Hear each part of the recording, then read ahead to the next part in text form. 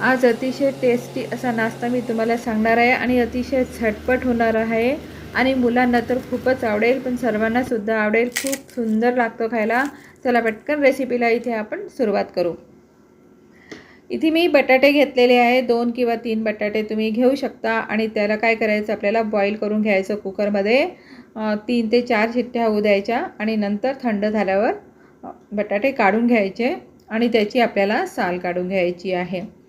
नंतर थोडं मॅश करायचं आपल्याला. तिन्ही बटाटे आपल्याला तसेच करून घ्यायचे आहे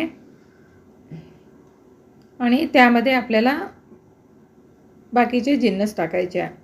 जसं थोडीशी हळद टाकायची, धणे पावडर टाकायचं 1 चमचाभर आणि तिखट 1 चमचाभर आणि चवीनुसार मीठ टाकायचं. थोडं खट्टमट्ट येण्यासाठी मी त्यामध्ये आमसूल पावडर टाकलेला आहे आणि सगळं आपल्याला मस्त एकजीव करून घ्यायचं आहे. बघा अशा पद्धतीनं झालेलं आहे. तर त्यासाठी आपल्याला 1 वाटी इथे मी मैदा घेतलेला आहे आणि चाळणीने आपल्याला तो गाळून घ्यायचा आहे. मैदा आपला इथे मस्त आता गाळून झालेला आहे आणि त्यामध्ये आपल्याला चवीनुसार थोडंसं मीठ टाकायचं, थोडं ओवा टाकायचा. ओवा थोडासा क्रश करून घ्यायचा हातावर आणि नंतर ओवा टाकायचा आणि कच्चं तेल टाकायचं. तेल आपल्याला 2 चमचे टाकायचं आहे आणि सगळं साहित्य आपल्याला हाताने परत मिक्स करून घ्यायचं आहे. अगदी थोडं पाणी टाकायचं, एकदम पाणी टाकायचं नाही. थोडं थोडं पाणी टाकून आपल्याला उंडा असा मळून घ्यायचा आहे. आता याला 10 मिनटं रेस्ट करायला ठेवायचं आहे. 10 मिनटं झालेले आहे. परत त्याला आपल्याला तेलाचं बोट लावून थोडं मळून घ्यायचं आहे आणि घोळण्यासाठी मी परत मैदाच वापर करणार आहे. त्याचे उंडे करायचे आपल्याला. आता इथे 3 होणार आहे आणि आपल्याला मैदा घोळण लावून घ्यायचा आहे आणि चपाती पातळ अशी लाटून घ्यायची.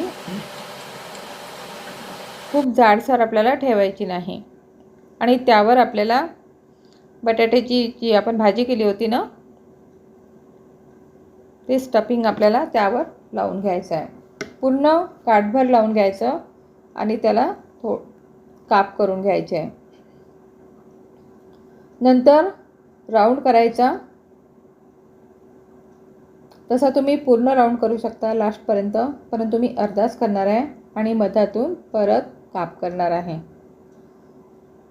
इथे मी छोटे छोटे करणार आहे. असे आपल्याला करून घ्यायचे आहे आणि एका प्लेटमध्ये ठेवायचं आहे. दुसरासुद्धा मी तुम्हाला बघा तसाच करून दाखवत आहे.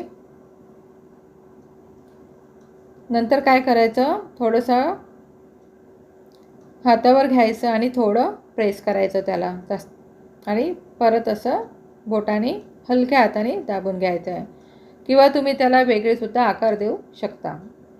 गरम तेल करून घ्यायचं आहे. तेल गरम करायचं आणि मध्यम आचेवर आपल्याला हे तळून घ्यायचे आहे. दोन्ही साईडनी छान खमंग असे तळून घ्यायचे. त्याचा कलर आपल्याला चेंज झाला की मग आपल्याला ते तेलातून काढून घ्यायचं आहे. बघा मस्त छान असा कलर आलेला आहे आणि टिश्यू पेपरवर काढून घ्यायचा. हा नाश्ता तुम्ही केव्हाही करू शकता.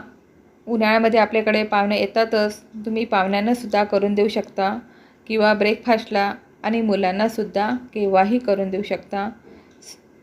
खूप सुंदर लागतो आणि त्याच्यासोबत हिरवी चटणी किंवा टमाटर सॉससोबतसुद्धा तुम्ही खाऊ शकता. अतिशय सुंदर आणि टेस्टी आणि तितकाच तो कुरकुरीतसुद्धा झालेला आहे. कसा वाटला व्हिडिओ? लाईक करा, शेअर करा आणि सबस्क्राईब करा. जर तुम्हाला माझे व्हिडिओ आवडत असेल आणि त्या गृहिणी किचनला सर्च करा. धन्यवाद.